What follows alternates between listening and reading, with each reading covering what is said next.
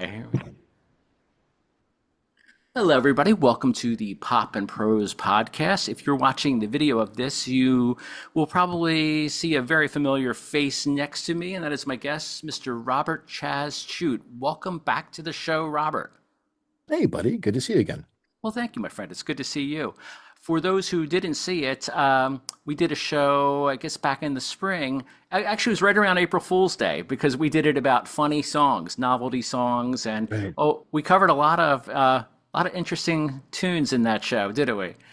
Yeah, and I think that podcast went on for approximately 3 days. I think so. Yeah, I think it was probably like 2.5 days. So you're rounding it up, a little long, but yeah, we went on and on because we were having a blast talking about, oh my God, hello Mudda, hello Fada. I turned you on to the classic fish heads. Um, That's not exactly accurate. You told me about the classic fish heads. I watched as much as I could bear, and then I stepped out on a ledge and contemplated my doom because the existential dread was in you know, the bone marrow. if I had a dime for every person who's ever said, you did this to me or you said this to me, and then I contemplated my doom, boy, I'd be a rich fella. You And are might be a force for evil behind that happy thing. so we've got something exciting to talk about today, folks. And this is not about novelty songs. This is about Robert's new novel, which came out very recently. And Robert, that book, if I am correct, is Vengeance is Hers, correct? Vengeance is hers, yes. I love that title. It's such a great title, and you've got a beautiful cover for the book, too. I'm really happy with it. 100 covers did it for me, and after 47 emails back and forth, we arrived at the final design for the hardcover paperback, the future audiobook, and the ebook. So it there's so much back and forth, and I consulted my fan group and said, "Hey, what about this?" And it went back and forth a whole lot. But in the end, I'm very happy with the cover, and I'm happy with the title because I think that might leap off the shelves a bit more than some of the other options that we went through quite a few possibilities for a while there. And when I first started writing it, the title was "She Once Made a Man Swallow a Key." And that ended up being in a scrap of poetry that ends up in the book. But Oh, wow. How about that? yeah, And yeah, it's funny. I remember you showing various covers because I'm in that Facebook group. I don't know if you how many places you did it in, but I guess is it fans of Robert Chazz Chute, something yeah. along those lines, right? And I remember you offering ones, and I remember participating in that. So that was it's. I think it's fun for readers to be a part of. That. That's pretty cool. I take that advice very seriously. So, for instance, there's a woman in Michigan who we've never spoken face to face, but we text back and forth. She has been a supporter, one of the original OG fans, and I had a question, and I said, is this something that could work? And I ended up consulting her, and she was happy to be consulted and very helpful. And I like to have that interaction with actual readers because I think there are maybe a few dozen novel readers left on the planet. So my joke has always been that I think in the continental United States there are more foot fetishists than there are readers. So Some of us are both, and then but anyway, yeah, I think that's great. I think that's really cool. I love when I've been a part of that with you and your books and with other authors. It's just kind of fun. And we didn't really go into what the plot of this book is. Can you tell my audience a little bit about Vengeance is Hers? Absolutely. So I there is actually a disclaimer in the book, and I want to say it right up front. This is not an instructional manual for vigilantes. But when somebody says "but," you can disregard everything they said before that. Um, it's full of very clever vengeances. But what happens is a student is attacked at a school as a small town in Maine called Poetical Bay. Fans of my other work will recognize that name because I base it on where I grew up in Nova Scotia, actually. And but it's set in Poetical Bay, Maine, and the student is attacked, and the police turn a blind eye. The school administration does nothing. And this kid is so threatened by the school bully that he is basically run out of town. He and his Oh, family, wow. for his safety, they leave. And Molly Juergens can't stand bullies and can't stand that. So she embarks on this campaign to banish the family and the bully's family from this little town. And it starts off with poison pen letters and then escalates to pranks and then minor vandalism. And Oh, then wow. things get really ugly as the campaign ends in death. And then it goes on beyond that. That's kind of there's a death midpoint of the novel, but it actually takes over a course of over the course of 12 years Really? where Wow. yeah, where the she starts off when she's a what do you guys I'm not American. What do you call the third year of high school? Oh, you're a junior then. Yeah, Junior, it's yeah, junior junior and senior, then right, yeah. senior is your final Yeah. year. Yeah. Sorry, yeah. Yeah, grade 11 basically. In Yeah. Canada. Yeah, so she's a junior in high school and she all this stuff happens, things aren't quite resolved, and then when she comes back to town when she's like 29, that's where she completes her campaign of vengeance. Or does Wow. she? So, Wow, that so sounds fantastic. you know, I think one of the things that really fueled this one took a long time to write because I really I had some stuff going on with me with hip surgeries and stuff, and that really delayed my production schedule. I'm kind of back to my full self again. Oh, that's great. Yeah, it's been a while, but I feel fantastic now. Excellent. And so uh, I have a lot of revenge fantasies, and I really I can start thinking about revenge fantasies, you know, if the line is too long at the grocery store. That's easy to do. Yes. She's writing a check. She's writing a check. Um, he's searching for coins in his pocket, and he's not Why actually don't they have pulling that coins stuff out of his ready? pocket. Exactly. So I get a lot of vengeance fantasies, and I poured them into the book. There's some really clever things that happen in this book that might give you some ideas on how to take vengeance upon your many, many enemies. Because we know, buddy, you have many, many enemies. I do. That's what I do. I need for life. So, so in fiction, it is a lot of fun, and you know, might fuel the resistance. But it's I really enjoyed writing this book, and I think a lot of people are going to enjoy reading this book. And the feedback I'm getting so far, it's early days, but it's really positive. But I will say something about that because, you know, this has turned into a monologue and you can and ask me a question later. Is Just roll with it, Robert. Roll let's with roll with it. it. What's funny to me is I resonated.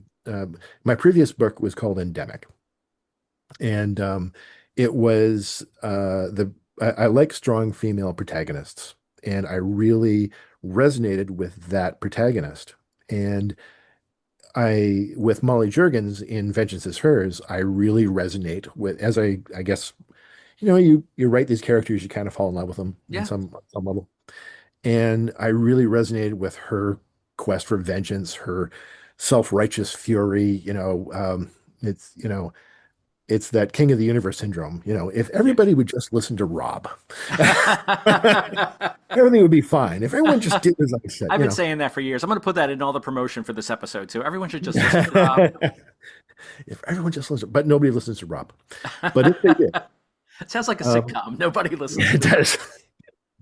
does. So because I resonated so hard with this character and her quest for getting even, evening the scales, you know, finding justice, uh, because the system has failed, and so she's pursuing vigilante justice.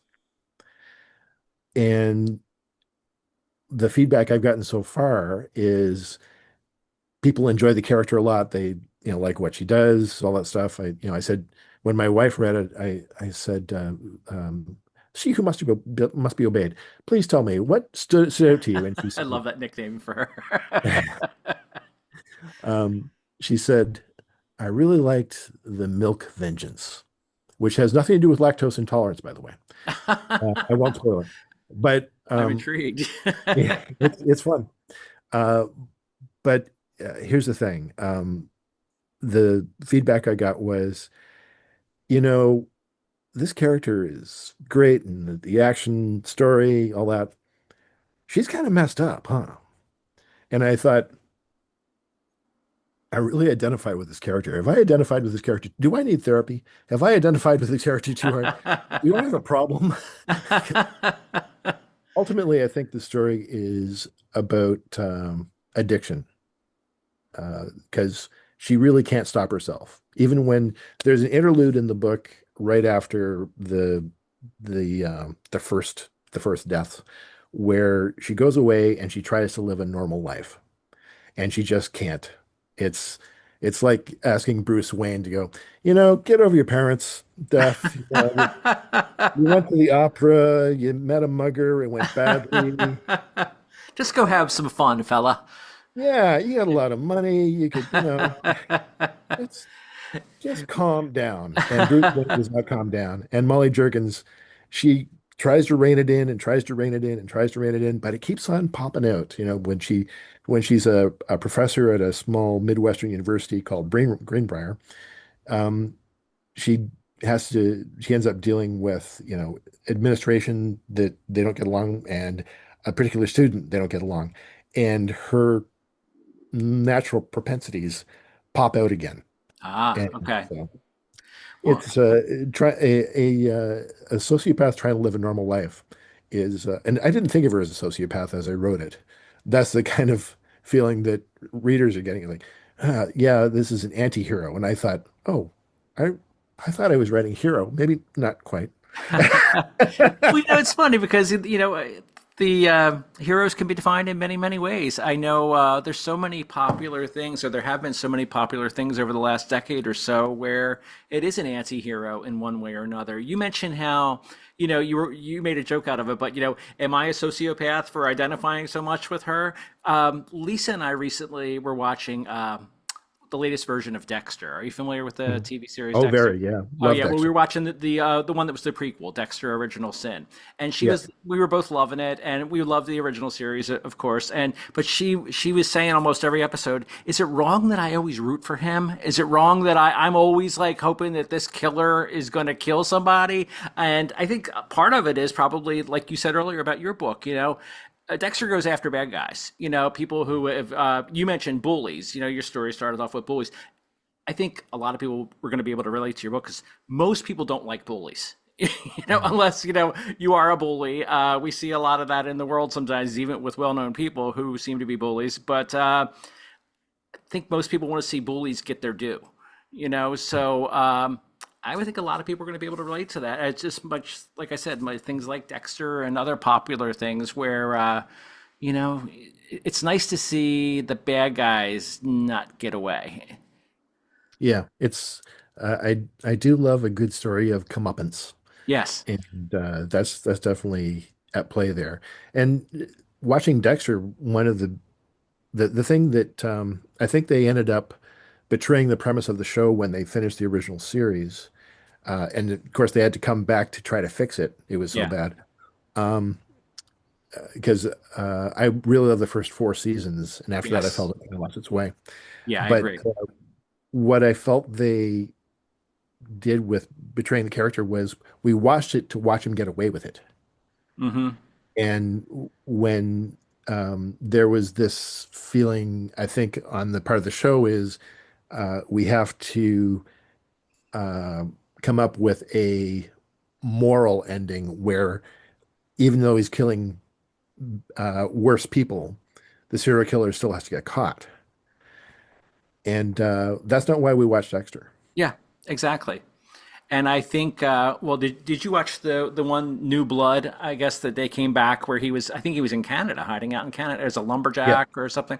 And yeah. I guess there's a new one starting just this week. he seemingly got killed. I'm not. That's no big spoiler there. It's years old. Seemingly got killed at the end of Dexter New Blood, but he's coming back with Dexter Resurrection. Just I think a few days from now, and fingers crossed. But As much as I enjoy that character, when I see uh, more iterations of the same property, mhm. I always think, you know, I've got 29 novels, many more stories after that. Hollywood, do something new. This Plague of Days would be a fantastic epic. Instead, you did The Last of Us. Okay, fine. Uh, I've got a Hitman series who's a very charming hitman who's not as smart as he thinks he is. A lot of fun there. Uh, so much potential among my back catalog. And I gotta, I know somebody who's an IP attorney. I got to talk to him about this. I got to start You cracking some should. heads. You should. Yeah. You mentioned the Hitman series, and that's Bigger Than Jesus is the first one, right? Yeah. Then Higher Than Jesus and Hollywood Jesus. I love those Yeah. titles. Thank you. It's funny. I was at a book festival one time and I had the books on display and this guy who looked kind of grumpy came up and he said, "Bigger than Jesus?" And I said, "Actually, it's bigger than Jesus, you know." Did you do that? Did you give him That that? was my, I came in with a happy attitude and he said, "Do you think your readers know that?" And then I switched from to every goddamn one. And he scurried away, which was the right thing to do. Um, it's funny. A friend of mine was talking about this. It's actually another podcast. Andrew Butters, another Oh author yeah, I from. know Andrew. Um, he said his favorite work of mine was Bigger Than Jesus. For people who don't know, it's spelled Jesus. And so he was on a cruise, and this was the first book of mine that he read. And he was on a lounge chair, was watching, he was reading it, and this lady came up to him and said, "Bigger than Jesus, but no one's bigger than Jesus." And Andrew, without thinking, looked up and said, "Well, the Beatles." So, for That anyone, quieted her down. yeah, for anyone who isn't as old as we are, John Lennon, I think it was, said that the Beatles were bigger than Jesus. Yeah, he And that's got a actually little trouble for that at the time, but at the time, yeah. yeah. Now we go, well, you know, Jesus, Jesus didn't have access to the internet, which and you know LPs and uh, film. Now you So mentioned. I'm sorry, I didn't mean to cut you off. I was just going to say you there's an mentioned argument to be made, is all I was going to say. you have 20. This is your 29th book, correct? You said Technically, I have done technically. some ghostwriting. I've done writing for other people for their books. I've done a lot of editing. I've published more than 40 books, and there's a bunch of short story collections in there as well. But yeah, Wow, that's really something. uh, I wanted to. I don't want to go too far down the writer road, but I know other writers are watching this. But so I wanted to ask this. I like to ask writers about this, and that is, you mentioned how this book maybe took longer than some of your others did, and I know probably that was in part because of stuff going on in your life. But do you find that your writing process generally in the past has changed from book to book in terms of like maybe the amount of time it takes you, whether or not go into it with like a fully formed outline, those kinds of things? Is it go from project to project? it's very different from project to project. Mhm. So, Bigger Than Jesus actually was 3 months from conception to publishing. Wow, that's Um, amazing. and given the production that's involved with editing and the graphic designer and all that, it was my actual participation was actually down to like 2 months, Wow. as far as creating it and going through the drafts and all that. But I had read Blake Crouch's run, and I loved the pacing of that. That taught me a lot about pacing. And I thought I want to do something like this. And what I did with that one is um, wrote a chapter, put my hitman in, painted him into a corner, and then thought, okay, I'll figure out how we get him out of the corner tomorrow. And just did that every day, every day, every day. Oh wow. And I bango novel, fast. That was the fastest production. This Plague of Days, massive, epic, over 300,000 words, over 3 books. That trilogy probably took close somewhere between 3 and 4 years. Oh, okay. Wow. So, and that's my bestseller, but um, there's quite a lot of uh, variance as Yeah, far of as how much course. time Yeah. things take. Well, that's fun. And I know, yeah, and I've heard that from so many people I talk to. My wife, Lisa, she's working on a novel right now, and I'm working on a novel too. And for both of us, our processes have been much different than they've been in the past. I was pretty much like, for this one that I'm doing, in the past when I wrote things, I am unpublished right now, but I've written a couple of books that well, may never see the light of day, but that's a different story. But in the past, I was more like by the seat of my pants, and just doing it as I went. Not no big outline or anything. But the one that I'm doing now, I have more. I have an outline, but it's kind of a loose outline. I wanted to know the beginning, pretty much the beginning, middle, and end before I started writing it. I didn't do like a chapter by chapter breakdown. I know some writers won't even start unless they have that all figured out. But I wanted to go a little loose with it, and well, it's just interesting how so many. I hear that from so many writers that it's just different in every project you work on. The most important element is the self-flagellation.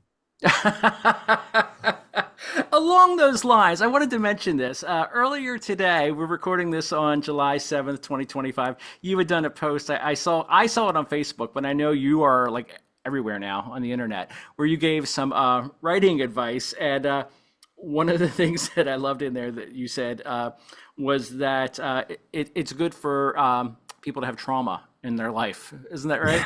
Different kinds of I trauma. I said you don't necessarily have to have trauma, but it helps.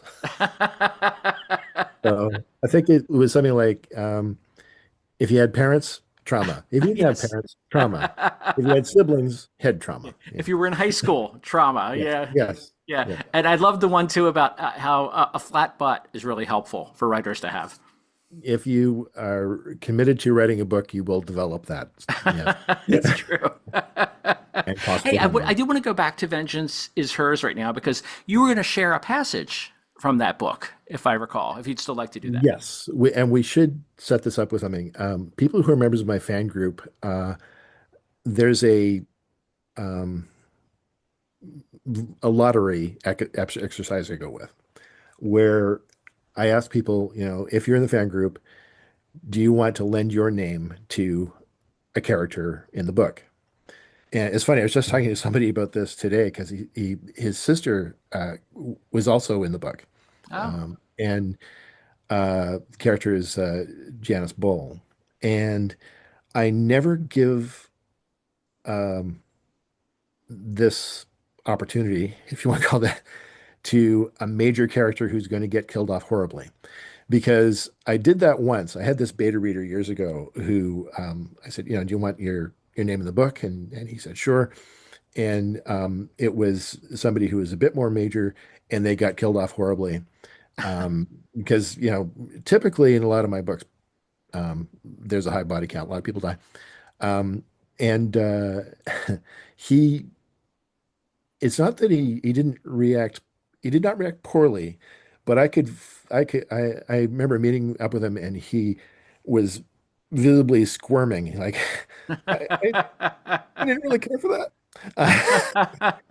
So now, I if I'm going to name a character after an actual person, I always get permission from them, but I also don't, put them through torment and torture. that's probably Like, wise. It's probably wise.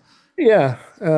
I mean, there might be some masochists out there who would enjoy it, and for them, I'll send a bill. They should pay. But That's right. That's right. but Why anyway, give it when we away were for talking about free? this, yeah, exactly. Um, no feet pics for free. But when um, when we were talking about this months ago, and I asked about, can I put you in the book? He said, yeah, and when we do it, we'll put it in the podcast. And I thought, yes, because here's the thing: the part that you're in, Hmm. um, it's not about the clever vengeance or anything. This is kind of a background on the main character. So first off, I've been curious about this. I will hold up the cover Wow, so people that is can, beautiful. yes, keep that on your retinas forever until you purchase it, and blah blah blah blah. Vengeance All the is fun Hers by stuff. Robert Chazz Chute, folks. Notice jazz with two Z's, two Z's if you're nasty. So Oh, you I will nasty read. boy. I will read the part that includes our friend Buddy Gott. This is Um, such an honor, really.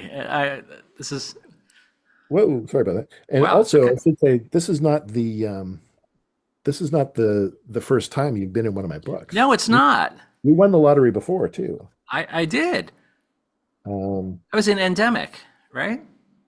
yeah, Yeah, I'm pretty sure. Here's the thing. yeah.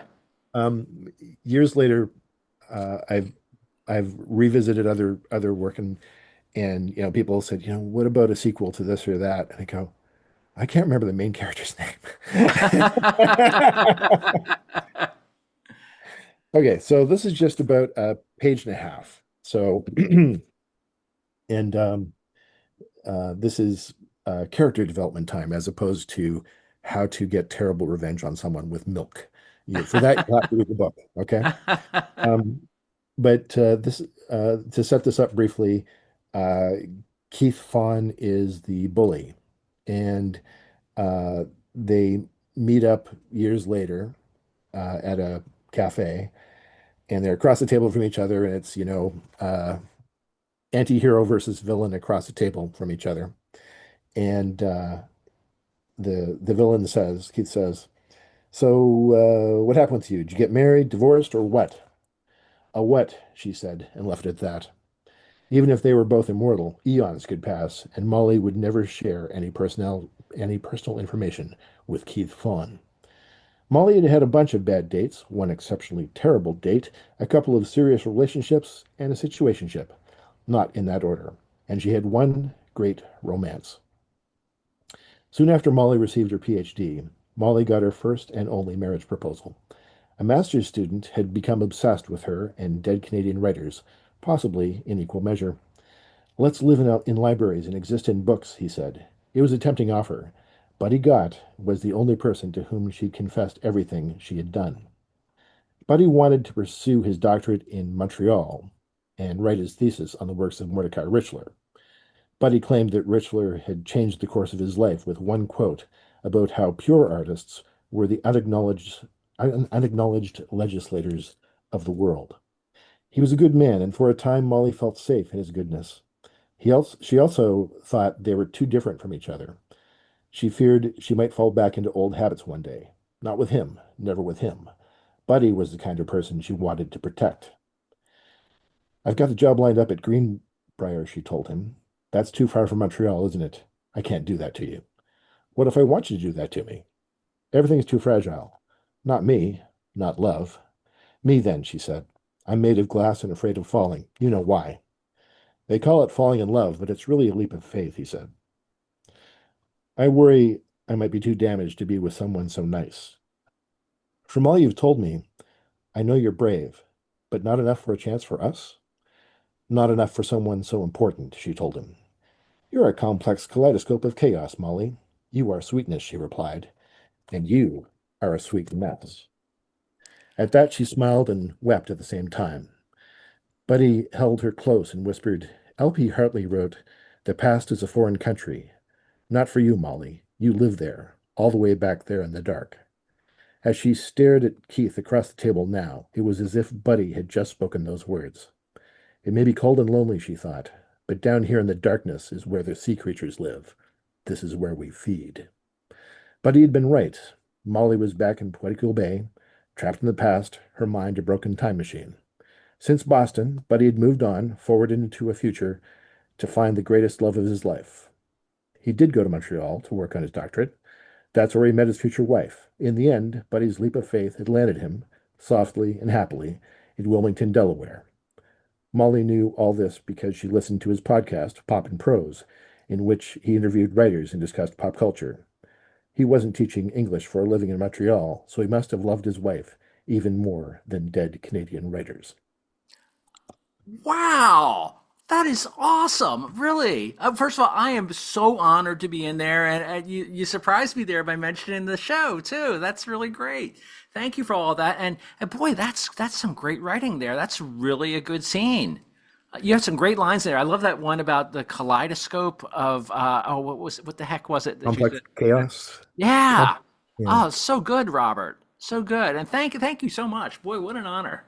I should I really want to I don't want to give people a uh, errant impression of the book in that what I should add to that is right after that she tells the villain that she reminds him his face reminds her of Fournier's gangrene, which hey everybody, don't look that up, especially the pictures. Well, I'll I tell you, Molly seems like such a great character, and I'm excited to read this. And speaking of this, let's segue into this. There's for people who do want to check out the book. There's something special starting tomorrow, isn't there, Robert? There is fantastic segue there, buddy. Well, thank you. Um, That's why I have a podcast that was mentioned in a novel. he is a this is July 7th at 2:41 p.m. on Monday. Yes. Um, and Amazon Prime days start tomorrow. And I'm going to do a bonus beyond Prime days. Amazon Prime is 8 to 11th. This is from the July 8th to July 12th.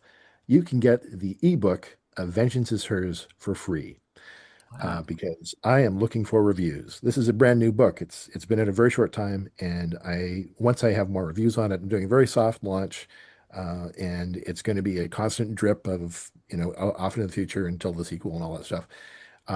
So I'm not I haven't done a huge launch. This is a some would call it a secret launch. And I'm only really starting to do serious promotion now.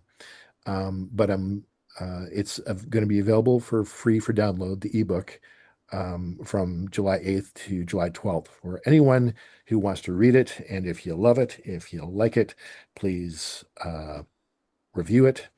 And if you really hate it, maybe that can be our little secret. Well, that's an excellent promotion, and I know that you've got the book out there everywhere. I mean, I saw it listed on Amazon. I saw it up on Goodreads, and that's I haven't even looked at Goodreads. pardon It's me. up.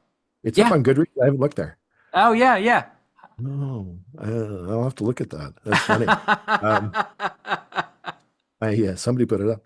Uh, But yeah, I'm excited for you. Really, it sounds fantastic. I'm looking forward to reading this soon too. I've already got my copy, and many blessings upon your house. well, thank you. I'll take all the blessings I can get. And again, I'm really honored to be a part of it. And I'm honored to have you on the show. This is the third time you've been on the show. Like I said, we did that one a couple months ago. And then, boy, oh boy, we talked about 10 or 11 years ago on my old show. I had a show called Buddy's Writing Show many years ago. And that's, I think, the first time that we talked. It was probably 2014, 2015, something like that. So you've got a new show coming up too. Hey man, is this ADHD? Like, how many shows have you had? I don't know if you know, but I actually do have ADHD, and that's true. I needed another show, and I'm going to record the first episode tonight with my wonderful wife, Lisa, who has been a guest on this show many times, which kind of inspired us to do our own show called The Buddy and Lisa Show. So it's going to be about, we're both writers, so sometimes we'll talk about writing. We're going to talk about our love of books. We are TV junkies. We binge watch a lot of TV shows. And the first show is primarily going to be centered around a particular series, a long running series that we just caught up on. It's got, I think, 14 seasons. So yeah, Lisa and I are going to have a blast. I'm looking What forward show to is it. that? Thanks. Pardon me? What show is that? Well, I was going to save it, but I'll just say it. It's Death in Paradise. Oh, okay. Have you ever Okay. seen that? No, in fact, I don't think I've heard of it, but now It's a uh, British show. It's on. oh, I think we have BritBox, so we watched it on BritBox. And I I think it's keep a thinking BBC. I should sign up for that streaming service. It's just that I have so many streaming services that sometimes these things go by the Oh, wayside. yeah, that's been our thing too. We just recently dumped Netflix because we have so many others. We have HBO Max, we've got Paramount Plus, we've got Peacock, we've got BritBox, we just got Acorn. But if you like, and I know you like mysteries, there's a lot of great British mysteries on BritBox and on Acorn. So, Yeah, we've got Stack TV, and there is a British show called Sweet Pea, oh, I never which heard of that. uh, based on a really great book series actually, I think. But I read one of the books, and then I found out that it was on Stack and in Canada. I don't know wherever you can find it. Look up Sweet Pea if you like Dexter. Oh, Um, it has kind of it rhymes with Dexter a little bit. oh, It's okay. the arguably the character is a bit more disturbed, but Wow. it's it's a lot of fun. Well, yeah, and I think you might want to check out BritBox. There's a lot of good stuff on there, and Death in Paradise is really really good. The creator of that is now his name is I want to say I'm gonna screw it up, so I'm not gonna say anything. But I was gonna say Richard Osman, but I don't think it's Richard Osman. But anyway, the creator of it now has gone on to write several novels. So he's written a series called the Marlowe Mysteries or the Marlowe Murder Mysteries. Have you heard of that? Yeah, I think so. Yeah, Robert Thorogood. That's it, Robert Thorogood. So he created this show, and then he went on to become a successful novelist. So he comes up with really, really good mystery stories that seem to that still have humor in them at times, and very compelling stuff. And I'll go into more about that in the Buddy and Lisa show. So look for that one too, folks. And Robert, what a pleasure it was having you on today. I really thank you for taking the time to come on and tell us about your new novel and. And accusing me of being a foot fetishist. Did that happen at some point? I Or think you admitted it. I oh yeah, opened the that's door, but you walked right through. so something's afoot. That's my new. That's my next podcast. Oh Something's. no. Oh no no no! Oh boy, this if any show required editing, that might be it right there. Okay, so Robert, thanks again for being on, folks. Thanks so much for visiting the Pop and Prose podcast. Look for Robert on. Oh, we should mention this. We did mention we joked earlier that you're everywhere online, but you pretty much are all over the place, huh? Where can people find you? Yeah, the easiest way to find me is to go to my author website where you have links to all my work. It's allthatchaz.com. Chaz with two Z's, two Z's if you're nasty. Fantastic, fantastic. I've been enjoying reading some of the things that you have there, which I've also seen on Medium and some other places. And yeah, I'm really excited for you, and I wish you all the best with Vengeance is Hers, Robert. Thank you so much. You're welcome. And again, folks, thanks so much for tuning in. I hope you have a wonderful day. Take care of yourselves and have as much fun as possible.